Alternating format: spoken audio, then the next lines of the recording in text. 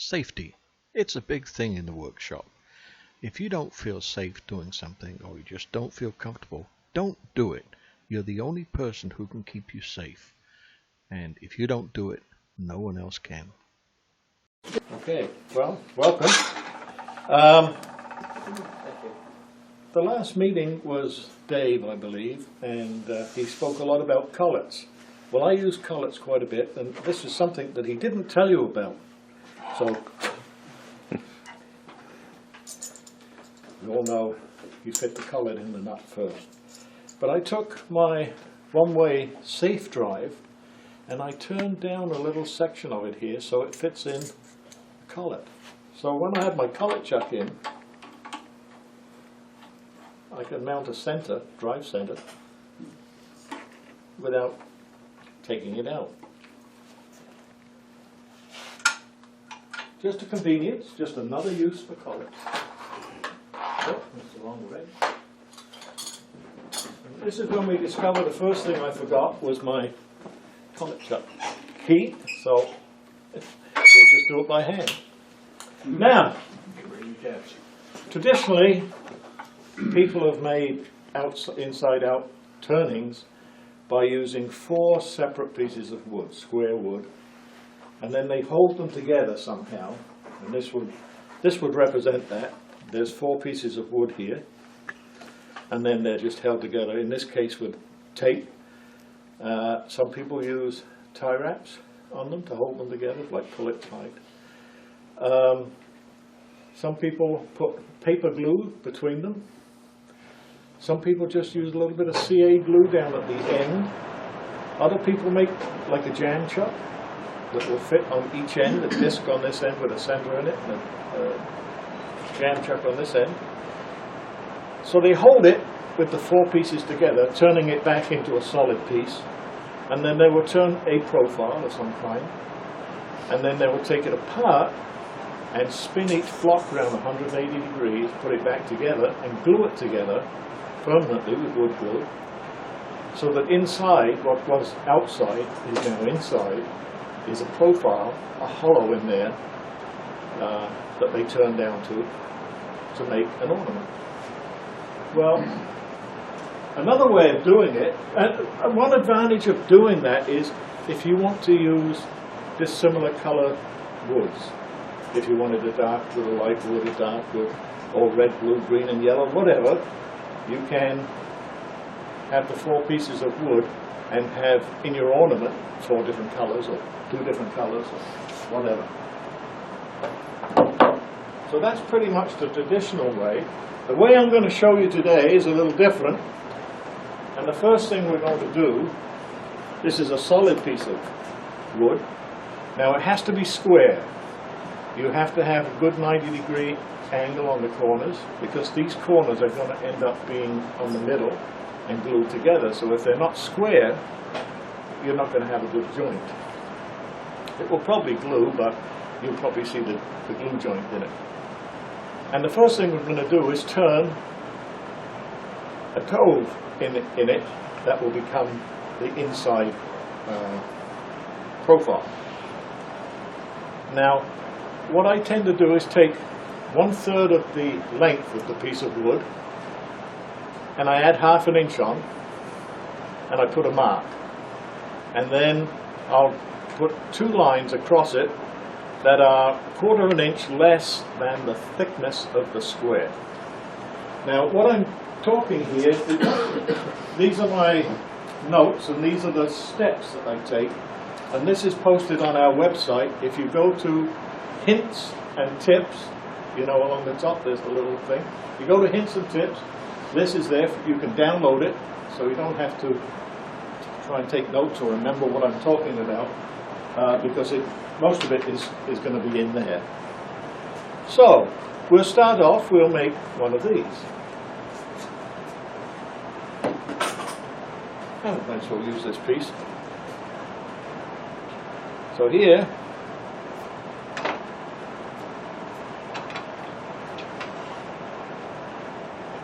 now, I should tell you before I forget, the other thing that's important is that it is square, that it's the same dimension, and that your centers are right in the middle.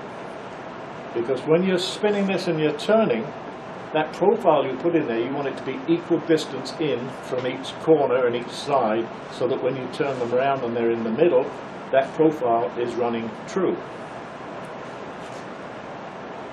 So you have to start with a good square piece of wood. Plus you want a good surface here, because you're going to joint that, going to glue that.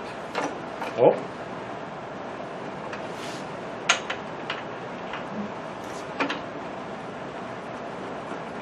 I think that'll be tight enough. We hope. Who's sitting in line? Oh, it's okay, it's yours.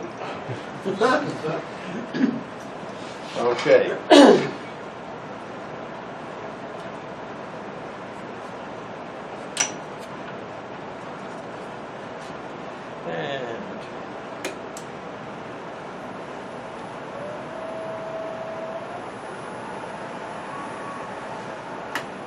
Now, when I measured in a third of the distance, this is 7 inches, I believe, if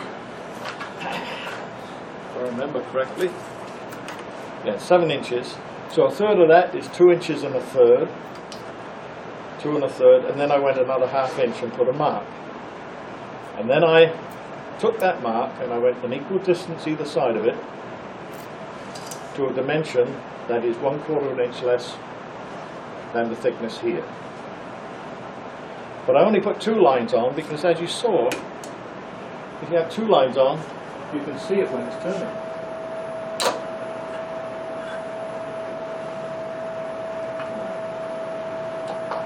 What you may want to do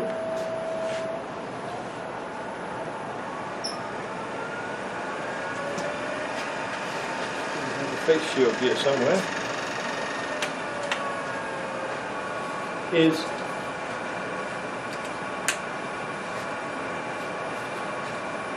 I had a haircut. Quite a haircut. Now, what you don't want to happen is for the wood to splinter a corner off, because this corner on the outside corner is going to end up being the center where you glue it together.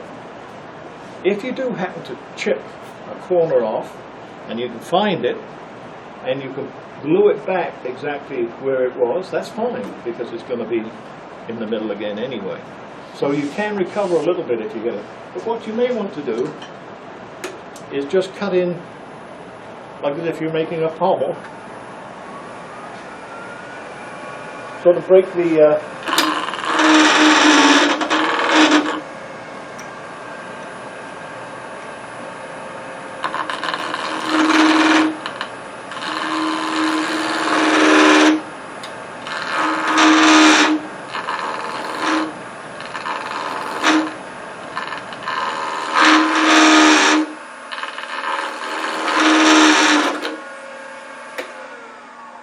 just to lessen your likelihood of chipping. Small one here somewhere. Yeah. Bowl gouge, my favourite tool. One of my favourite tools. I got lots of favourites.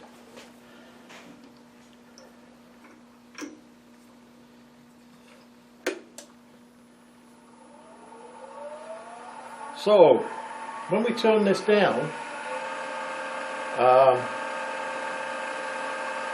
I would say the maximum diameter that you want in the middle is 2/3 of this size here. This is 1.5 inches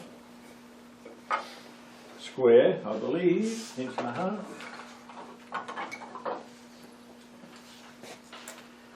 Yes, right on 1.5 inches. So the minimum size I want in the middle of that cove is 2/3 of that, which is 1 inch. I don't want to go any smaller. And the reason you don't want to go any smaller is, well, I don't want to go any smaller, because initially we're going to turn down, this will be the bottom of the cove. Then we're going to cut it, and we're going to spin it around and glue it back together. So now this is the only wood that is supporting that. Here is these pieces. Now as you start to turn them, you can see that if your cut was perfect, and if you had a very narrow cut, you're going to end up with this much wood supporting it in the middle. But if, like most of us, you're off a little bit somewhere or other, you're more likely to only have this sort of amount available. So that's why I say don't go more. If you go a little less, that's fine. But don't go more than 2/3 of this thickness in the diameter in the center. So what we'll be looking for is something 1 inch or more in the center of that cove. It seems to work out normally to be fairly straightforward. You know, it looks round, so.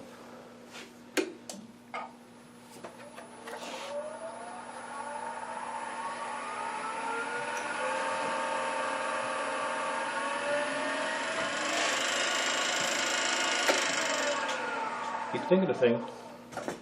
On these edges on the side here, you want to go in straight, like straight in and around, because when you spin these pieces over, in the middle they'll be straight, and you'll want to turn a sphere. If you don't go in straight, you go in on an angle, that means the shape on the outside would have to have a similar angle, and it won't be a sphere, it will be a longer. And if that's what you want, that's great too. But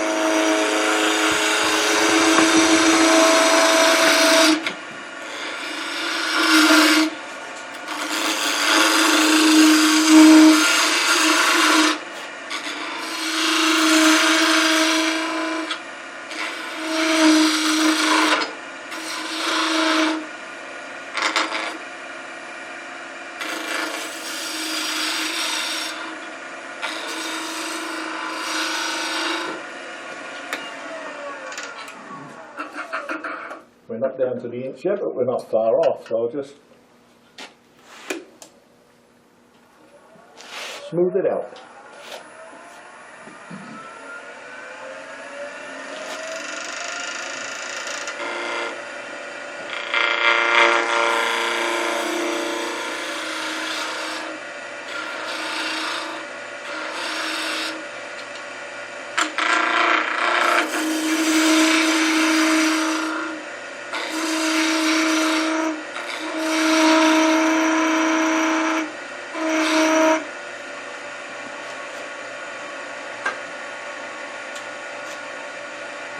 So most of you have seen these before, my little smoothing and finishing scrapers, and I pretty much use them on everything.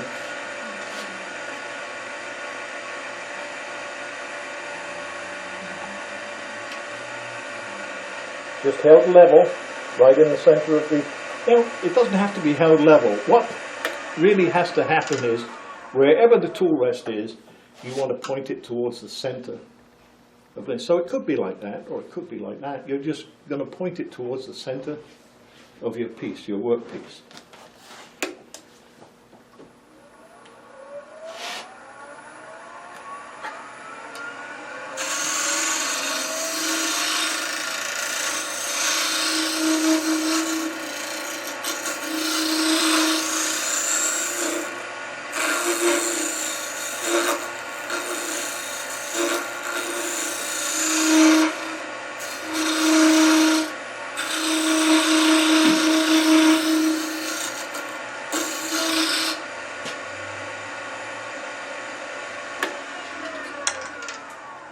So that's a negative rake scraper, right? Yes, yes, it is, yes. See, it's 40 degrees either side. It's the best tool I got in my shop. Thank you. I use that almost everything I do. It is a surprisingly good little tool. I love it. And I use it on pretty well. Big bowls even, Yeah. everything. Outside, inside of the bowl. The other end has this sort of shape, so if you're doing something that's flat, it's good for that. Fantastic.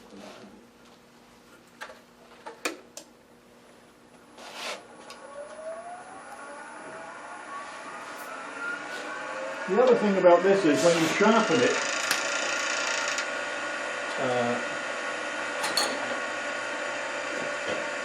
you notice I have just a little mark here on the top. That's the top for me. I have two of them. I know the guy who makes them, so Good a deal. I got a deal, yeah. And the reason I got two is I don't have to keep changing which side the burr is on. So this is the top, so I'm always going to do my last sharpening, touch up, from the bottom up. So I'm pushing up a burr. And the same on this end. This is the top, got a little mark on it. And I'm going to do my last sharpening, pushing it up. And that way it cuts fairly nice.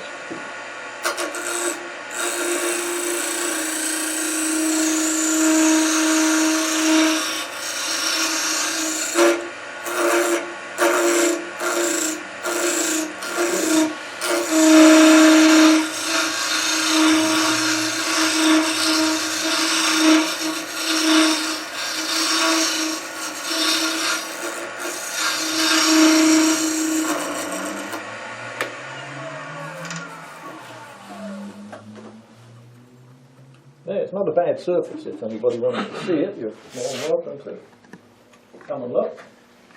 Now I finish it in my normal way. Just have a piece of sandpaper in there somewhere.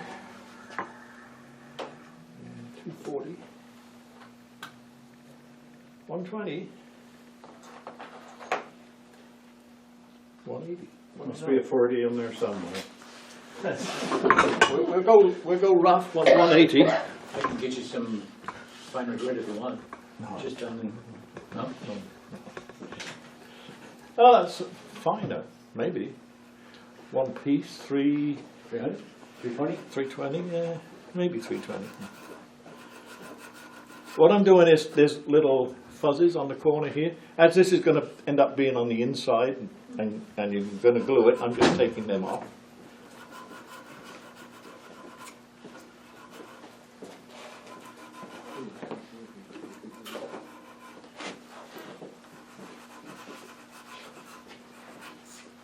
Same on the other side.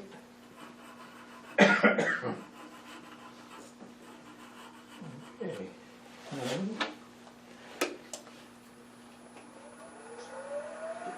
My popsicle stick's one of my favourite tools as well for getting next to little things that bite your fingers. I'd rather it bit the popsicle stick.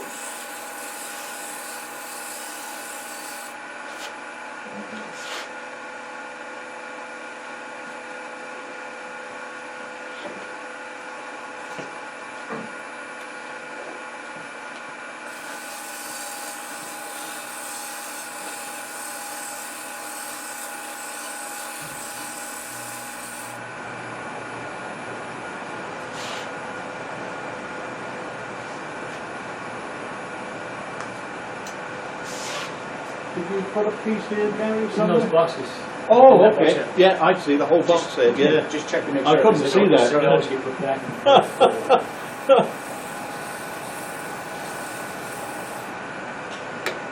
And of course, we always have to do a little orbital hand sanding.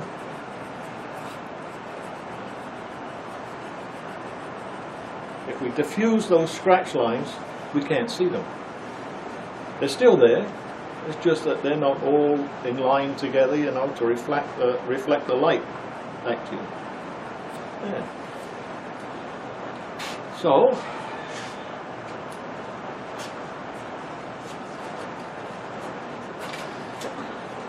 Have you ever tried a drum sander on a drill, handheld drill for sanding out those coves?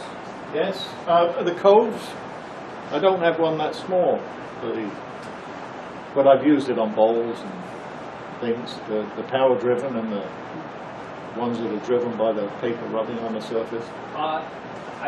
You may be thinking I said disc, but I'm thinking of actual drum sander. Oh! No.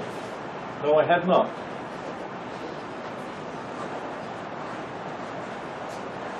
Paper. Yeah. My fine sandpaper.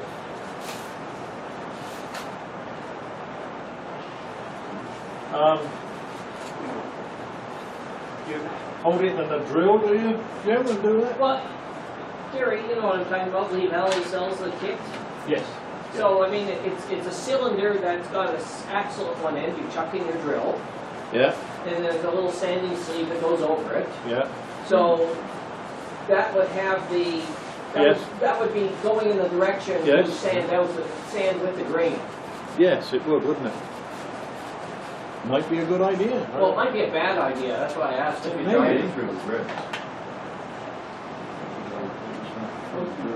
This of course is Nova Silk, which we all use and love.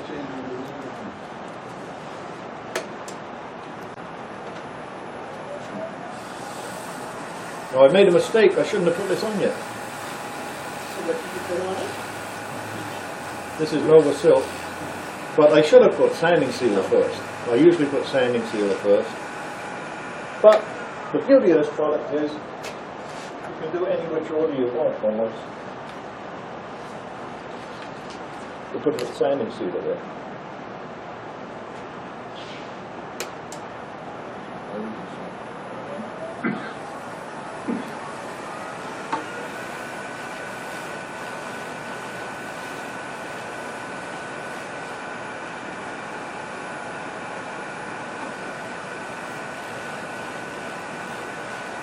I've gone back to the sanding sealer just so as I can show you what I normally do. Sanding sealer first.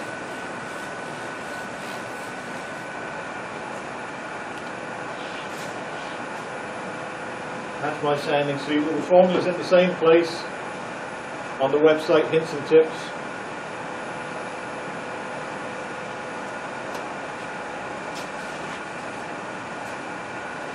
%50 shellac in the can. Zinza shellac, pre-mixed, ready to use. And 50% methyl hydrate oil. Alcohol you can't drink.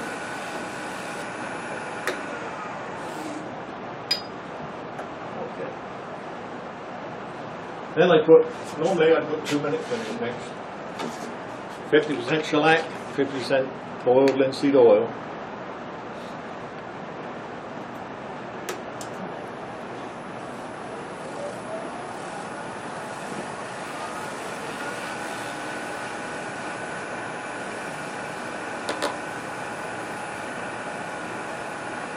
You getting any of that, Yogi? Yeah.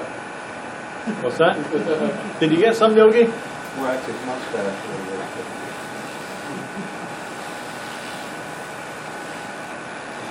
Sorry if you did. Let's speed it up and see if we can spread it even more. See, it's much better that this hits those corners of my fingers. See that paper coming off? Okay, for this, well, that's good enough finish. So, it's not a bad finish. So that's going to be, on an ornament, that's going to end up being the inside surface here. And that's what we're trying to make. Maybe you want to pass that around, have a look at it while we go on. So at this point, the next thing I do,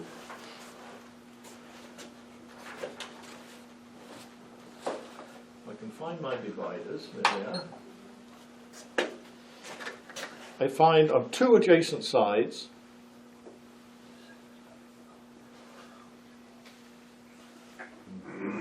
I'd mark a center line down through it. There, so that little mark I've made is right in the middle.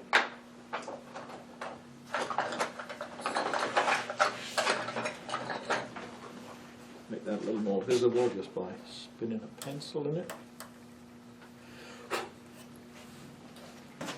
And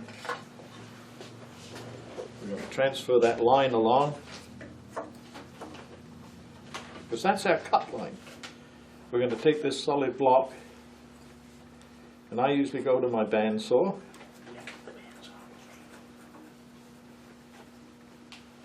Mainly because it's a thinner cut line. I mean, you could cut it by hand if you're good enough. Cut it on your table saw. You're just going to have a thicker, unless you have a very thin blade, of course, like it, you're going to have a thicker cut line.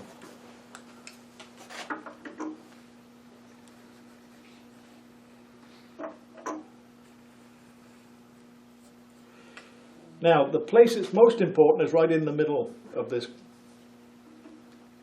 cove here. That's where you want to make sure that when you're making your cut, you're accurate here. The rest of it, somewhere near, doesn't really matter. It's here that it counts. Because this is your weakest point. So you want to make sure when you cut through here, through the middle, that you're cutting right through the middle as close as you can. Take your time. So I do that on two adjacent sides, like that.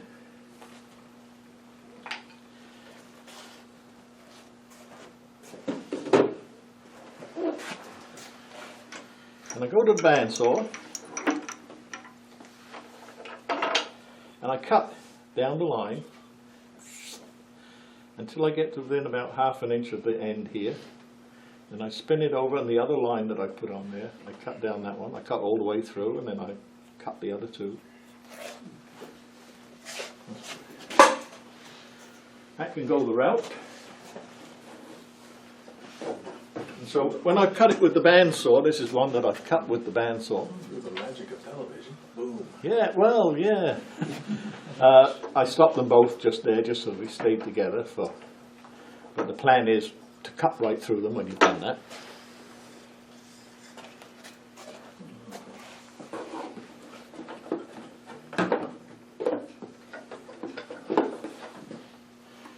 When you've cut through them, the outside edge,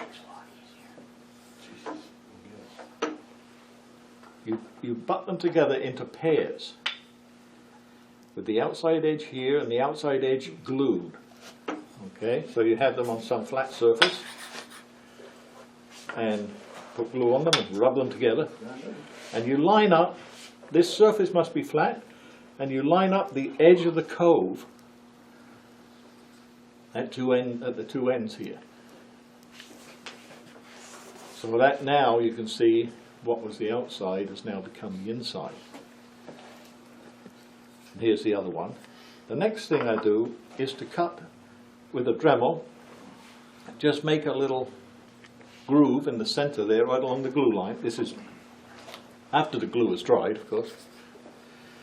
I'll put a little groove in there, and a little groove in the other half, and I glue in something, a little Christmas tree or a little ball or something or other, into one side, let it dry enough that it stays together.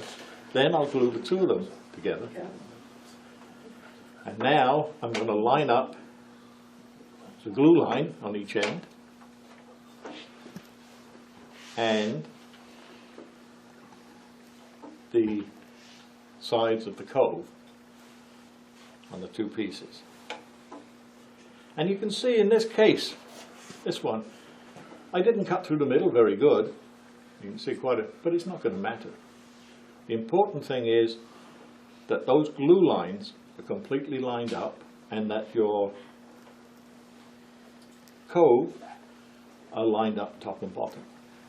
So we glue this together, clamp it, I leave it overnight then.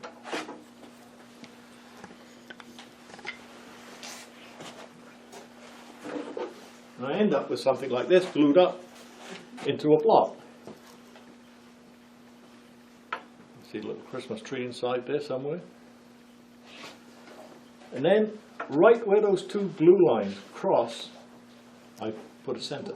And what I'm in the habit of doing, I have a very small center drill, just sitting in my drill press, and I'll just, after I've made the mark with a browel, after I've found the center right in the middle of the two glue lines, I will go to my drill press, run it, and just put it up, and just make this deep enough that it suits my centers that I'm using.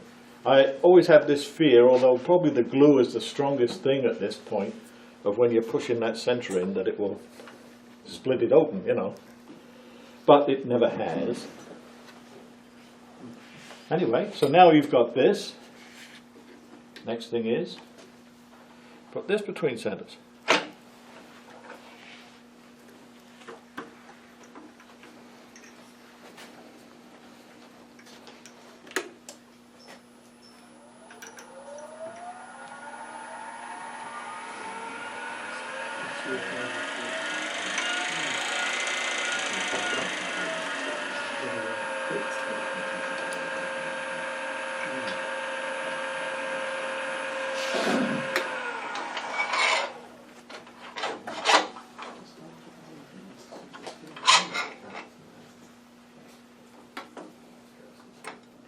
Now you start to see, I think, in this area here, it's your weak area. It's the weak part of this whole procedure.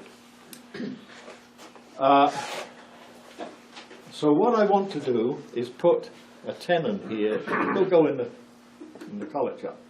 Then I'll mount this in the collet chuck with the center on this end, and I'll proceed from this end and turn it down. So the first thing is to put a tenon on this end for a 3/4 inch collet. So this is a little piece of steel I have with different diameters on it. So I can set my calipers. This is 3/4 of an inch, this outside one. So I get a feel for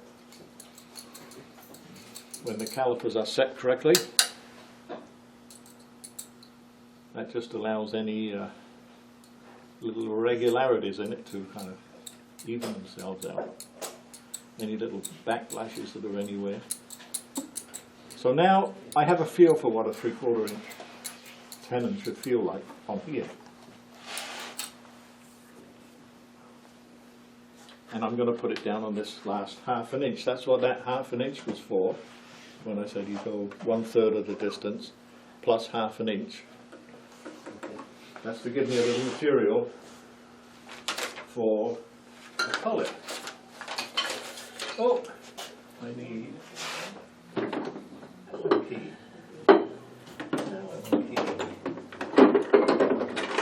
Maybe that's it there. Oh yeah.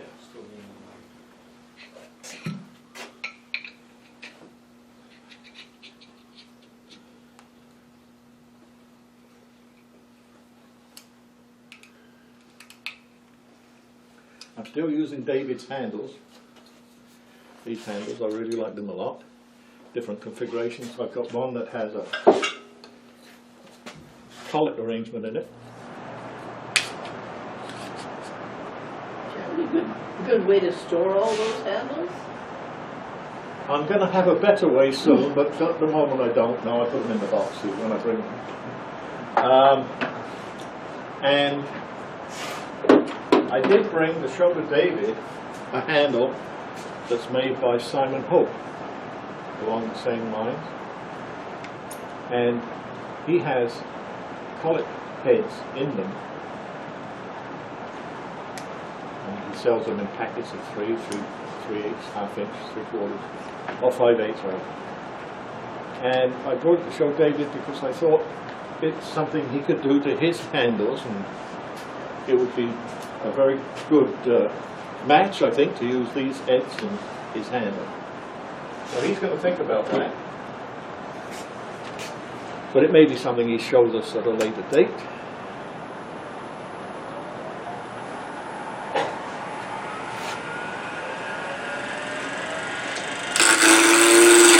This is just a little round skew.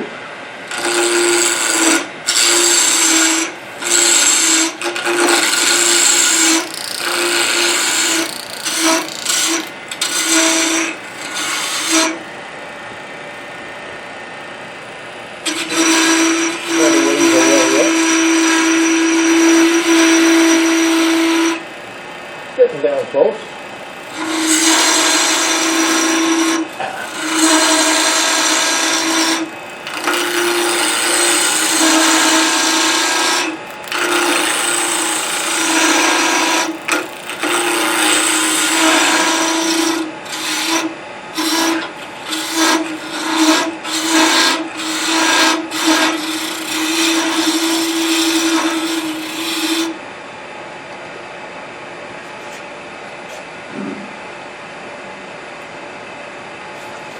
a very small radius cutter with no flute on it. Just a flat top gouge really.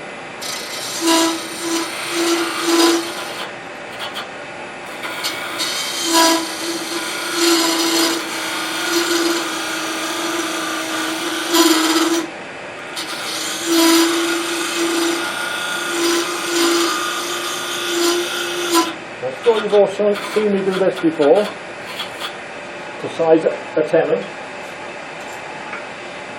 You have to be able to catch well to do that. Just take a pencil, put it in each of those grooves. So now they make a really nice witness, so that when we take that down, the size we can see when we're getting close. See how narrow that's got there? Can you see it now?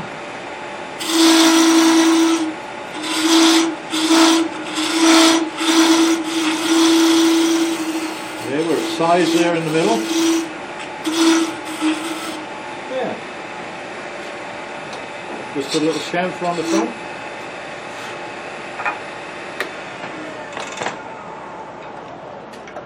So if you hold your mouth the right way, that should fit.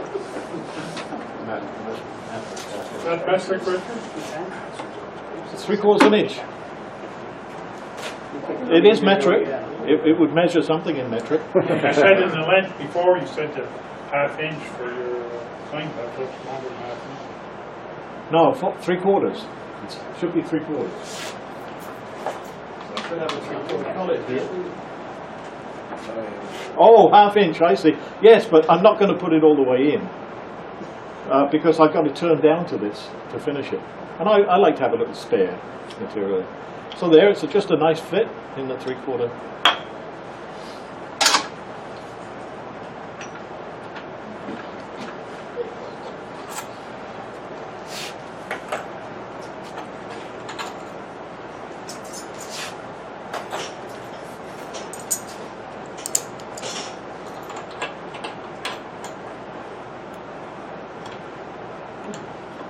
I'll just go into about there, probably about ½ inch, Edmund.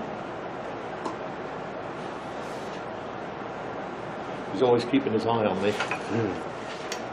And we'll bring up the text up.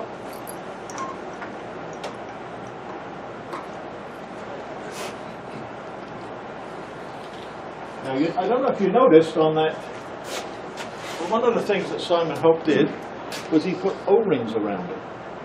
Right, brilliant idea. Because it really helps you grip it. So I should put some O-rings on this, and I don't need a wrench anymore. I can do it by hand. Bingo! Now remember, this is a weak point, so you've got to be a little careful how much you tighten this up. You can always get an idea by turning the center. You feel the friction, so you know you're tight enough and not loose.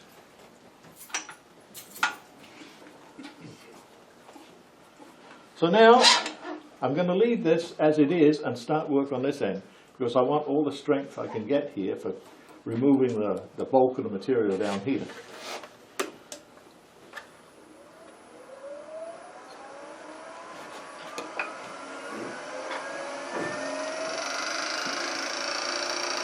Now you could use whatever tool you like using for doing this. You could use a roughing gouge.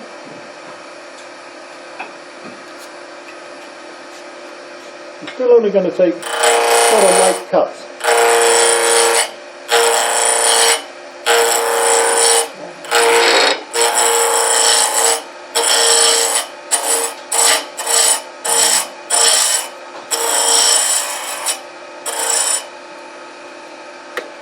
Now you can see that this one, when I glued it up, it was quite off-center there on one point. They're not perfect. But it doesn't matter once you start turning here, and your center was right on the cross of the two glue joints. So now everything goes back to center, and hopefully this little hollow in here is running true as well.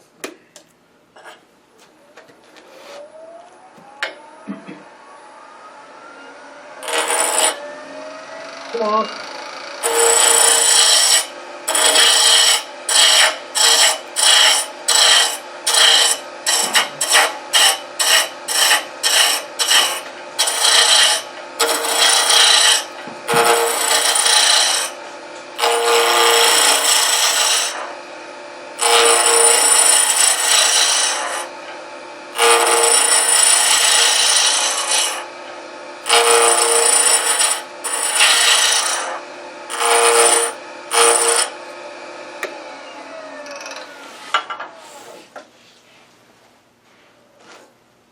You have a line here, and that's just about where the inside edge of that hollow is. It's a little bit of a guide.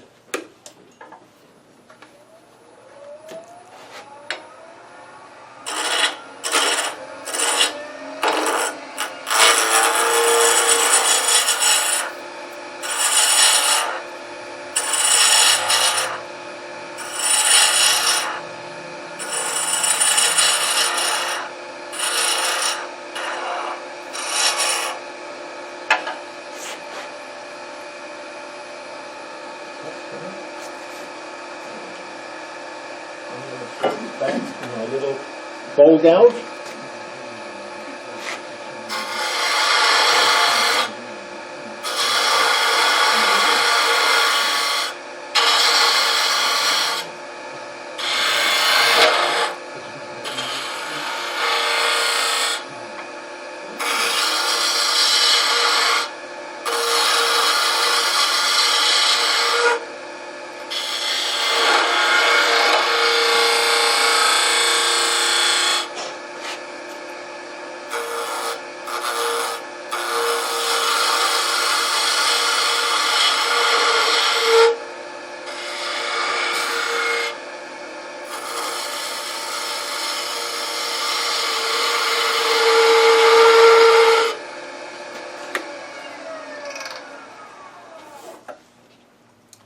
You saw me grab that. It didn't cut my hand to pieces because I took a file and I softened all those radius, all those little edges on it, because I know sooner or later I'm going to touch it. At this point you start having to stop and have a look every, quite frequently, because it's a little tricky. We're not too far away around the bottom there now.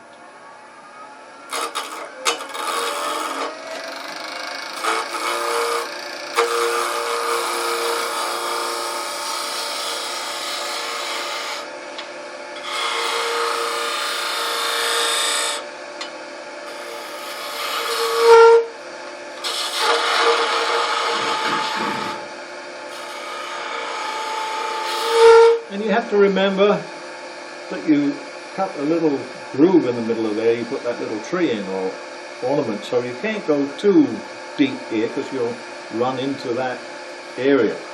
So right up close to it, I'm probably getting about as close as I want to be here.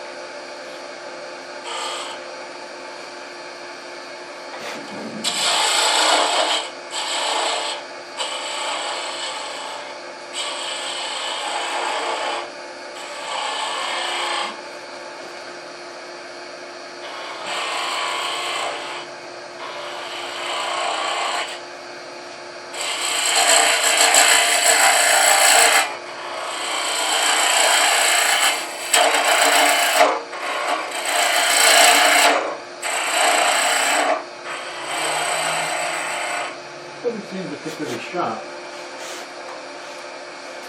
I have a bigger one here somewhere. Can you use that?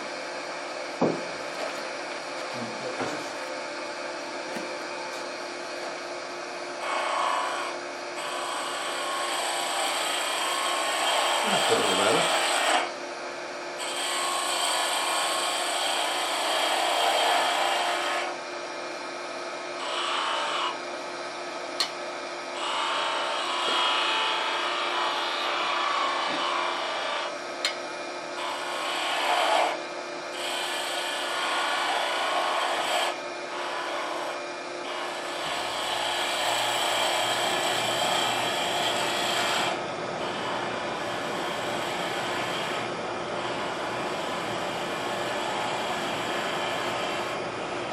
Now if I was just holding it between centres at this point, I would start to get pretty nervous.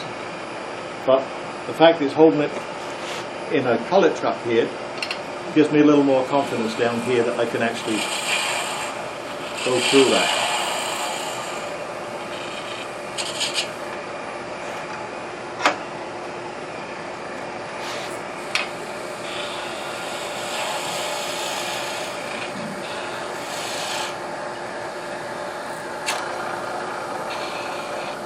We no longer have any kind of drive here. I'll just finish off that. Support a little bit with my hand. Fairly well supported anyway.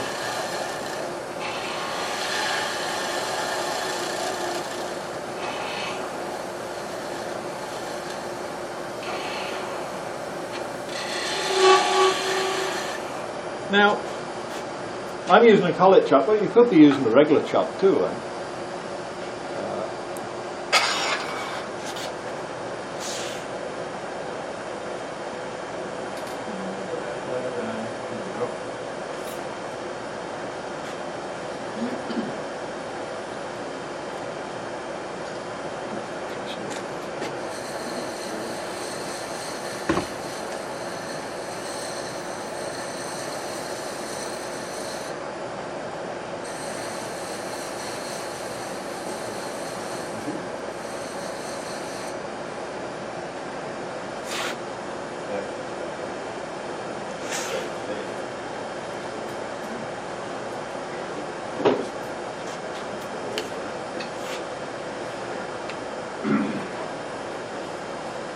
Little sanding seal.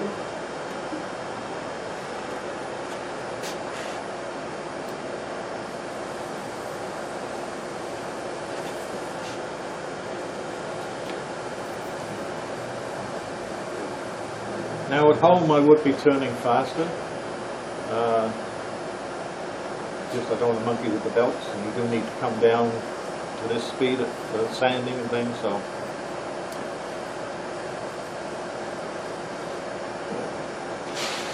Little sanding sealer, little lower silt. Because I'm not going to come back and touch this point again.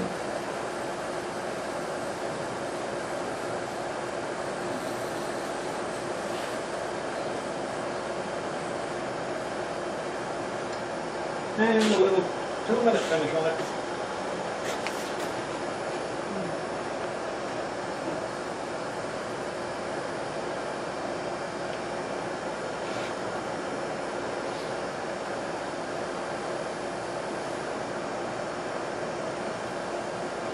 You can be as fussy as you want.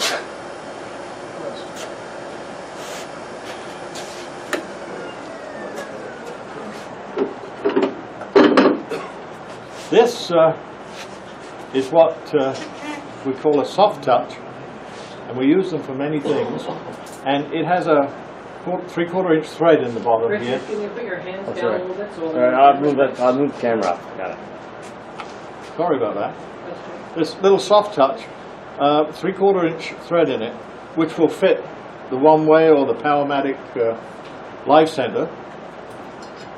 Also have a stub for it over here that I can put it on. It will run true in the color, and I can turn a shape on it to use on the live center. So what I've got in this one is a little hole in the middle. Yeah. Little hole in the middle, but we'll go over this point now on the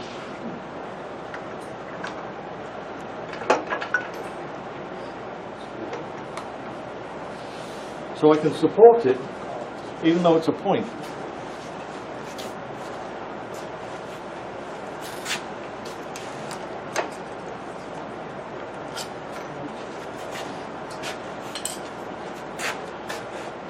And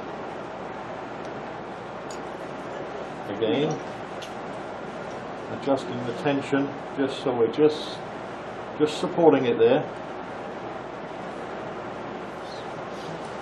I now have support again down here on this end by using that. Now you could turn one to go over a regular kind of center that you had. You just turn a hole in it that would fit over there. Turn whatever you want on this end.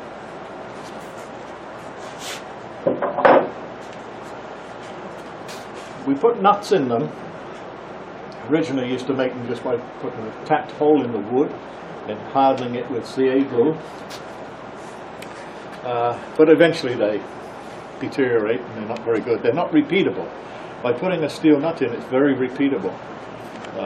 This particular one I use for making angels. And this shape here fits underneath the angel in the cutout hollow, and it will last a long time. If it gets out of whack a little, I've only got to touch it, you know, to touch it up a little bit. Oh, onwards and upwards. Now I'm not going to fiddle with this too much for this demo, but of course you would make this as nice as you want, you know. This is just to show you the method, and so you can do it this way or however you like.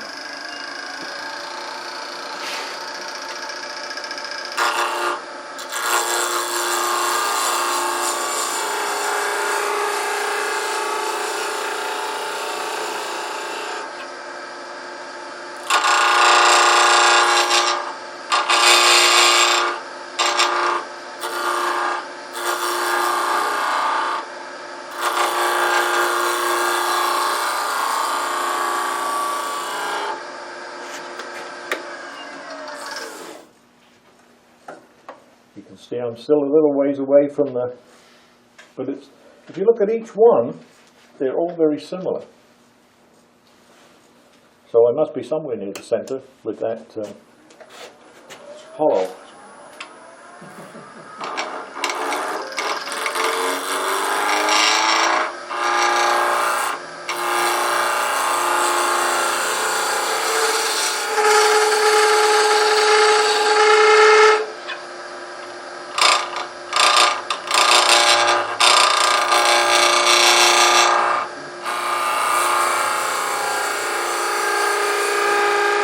If you do happen to get a catch when you're doing this, it will probably just go somewhere. But you have the method, you can start again.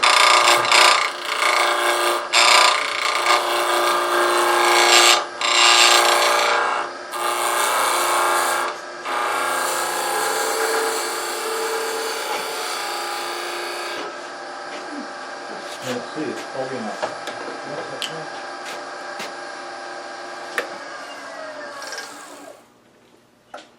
And we're getting closer.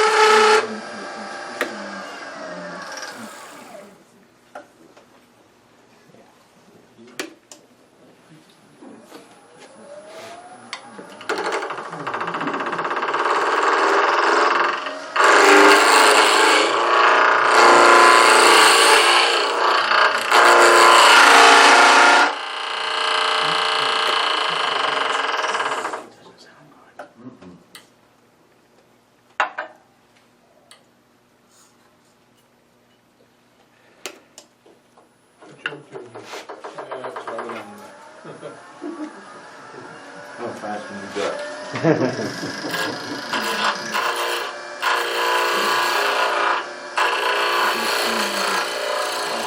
That's better.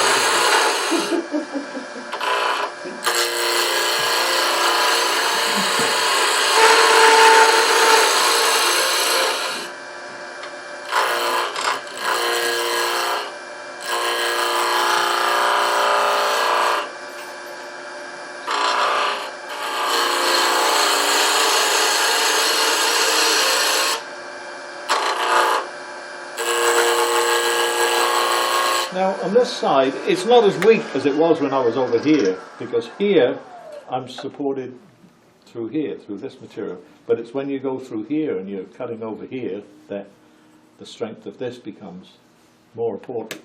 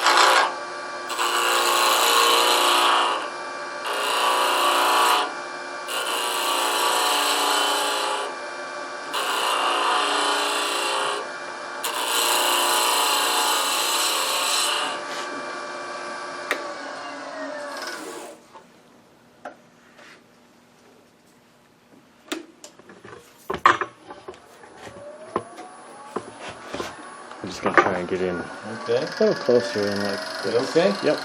Good.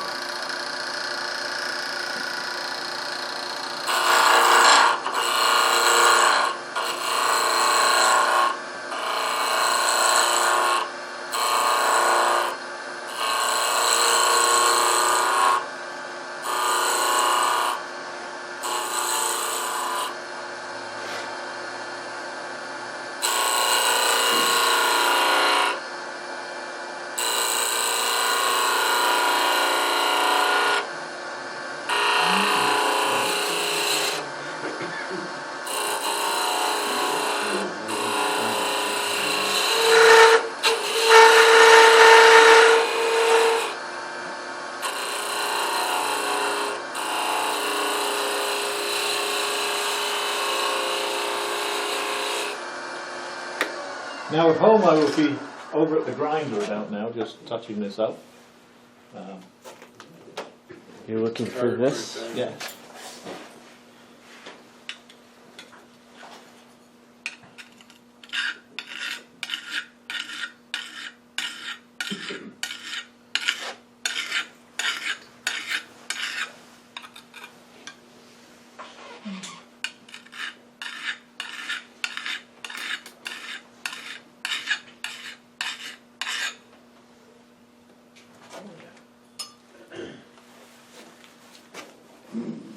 Still a little ways to go.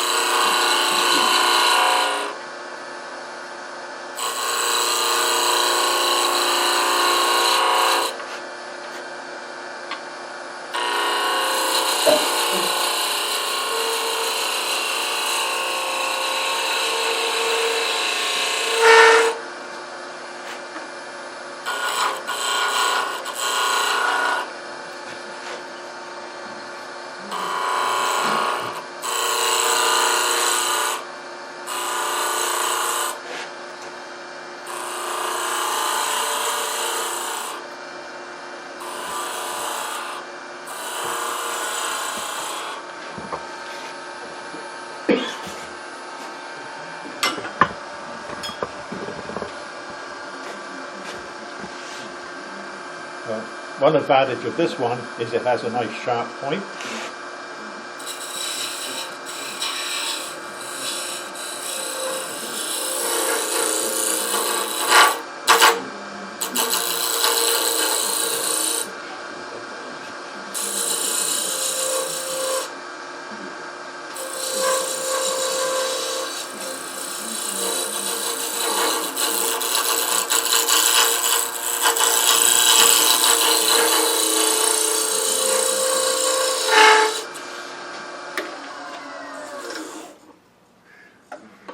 We're getting pretty close now. When we ordered that handle I showed you earlier, Edmund and I also ordered these negative rake scrapers from Simon Hope. I could only get the elastic band off.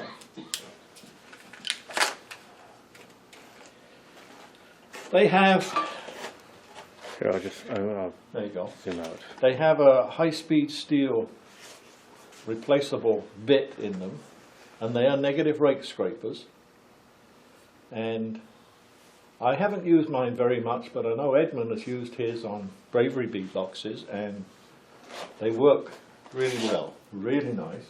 They're almost as good as my little cutter. I would say they're almost as good as this. Almost.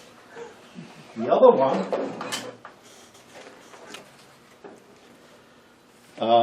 has a round bit in it. Now, you might ask the question, as we guessed before we got them, would this round cutter fit in this handle and this one fit? Yes, it's the same. This is the same holder for the two cutters. But just thought I'd show them to you, and I'll use them on this very delicate little piece here. You can see it's maybe less than 1/8 of an inch thick in here now. So you better do a good job. You ready, Yogi? Okay, buddy. Negative rate, sharpen. I do them. I don't do them Simon's angle. I do 40 degrees, 40 degrees, but I retain his long edge on the top. But they have a nice bulk to them, so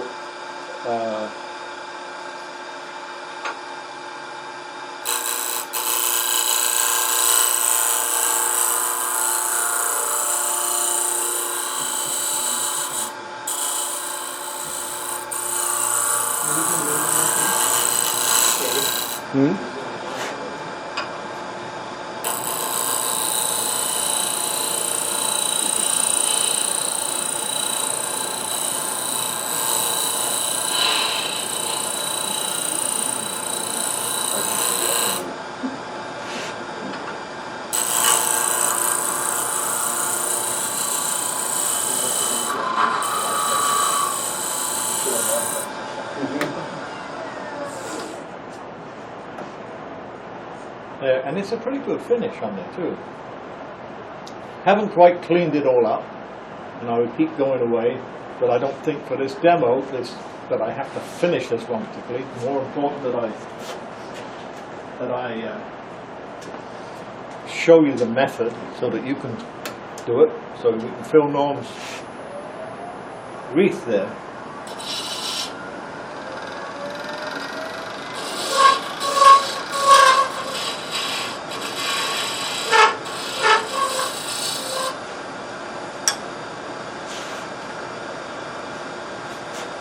Because I know the manufacturer, I get two, one each direction.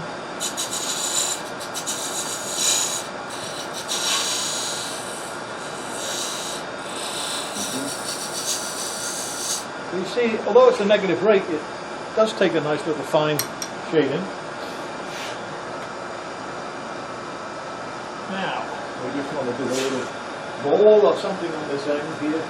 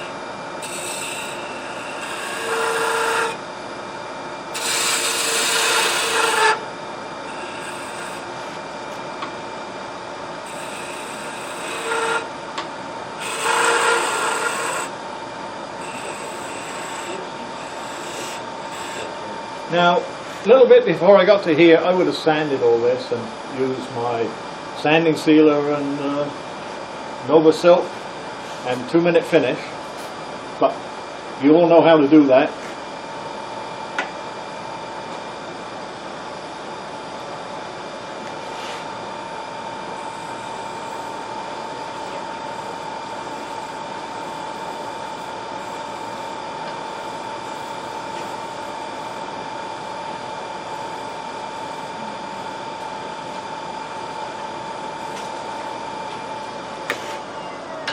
Brave as I am.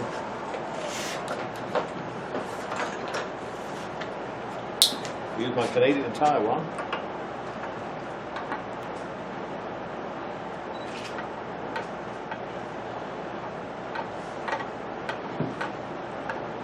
When that one stops turning, when this one's turning, I think I'm through.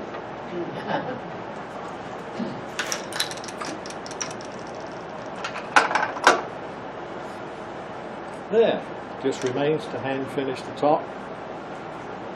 Drill a little hole in it, and the one I passed around earlier, the first one, earlier on, I took Don's idea that I saw years ago, where you drill a hole in it and you take a piece of string and tie a knot in it, a loop, that you can just push the knot down in the hole, and then you put some wood glue in there and push it in and just leave the string sticking out. Are there any questions? Any suggestions? Suitable types of wood? Pardon? Suitable types of wood? Maple's a very good wood, I think. That one, the pieces I've been passing around are red maple, which is a little bit soft. So hardwood, birch, beech, maple. Cherry's always nice, yeah, lovely. And holly, if you can get it, you know. Oh, yeah. Richard, you left some DNA on there. It's mudwood. Oh, is it? Yeah, that Simon Hope cutter there, give me a little cut here. Yeah, just a little cut.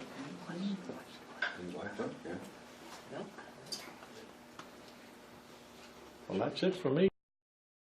What's the time? 8 o'clock. Okay.